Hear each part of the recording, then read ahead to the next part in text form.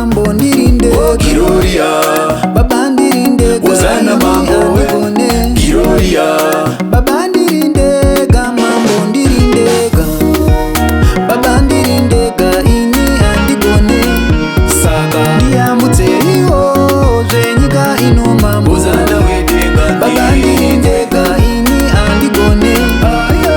Ndiyambutse iwo zvenyika ino mambo. Uzana wedenga Baba ndiri ndega, ini Handigone. Mhandara dzenyika ino mambo zvadzinopfeka. Meso vanoona Baba ndiri ndega, ini Handigone. Machinda enyika ino mambo zvavanoronga. Nzeve dzinonzwawo mambo.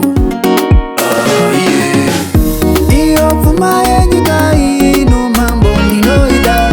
Zvinondikwezvera mumbavha tenzi ndakaivara. Ndinopupura nhema kuti ndipadzewe nyama. Ndinorevera nhema zvandisina kunzwa. Ndinopupura nhema kuti ndipadzewe nyama. Ndinorevera nhema zvandisina kunzwa. Gloria, Uzana mambo we Gloria, Baba ndiri ndega, mambo ndiri ndega. Gloria, Baba ndiri ndega, Uzana mambo we Handigone.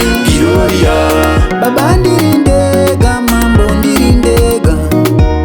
Baba ndiri ndega, ini Handigone.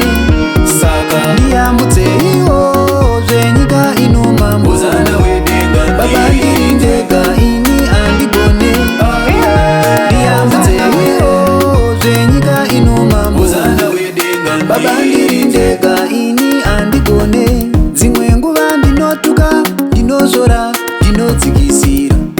Kubatwa nepfungwa dzekutsotsa kana kuuraya. Zvandinoronga zvinopesanisa, zvandinogaya zvinoparadzanisa.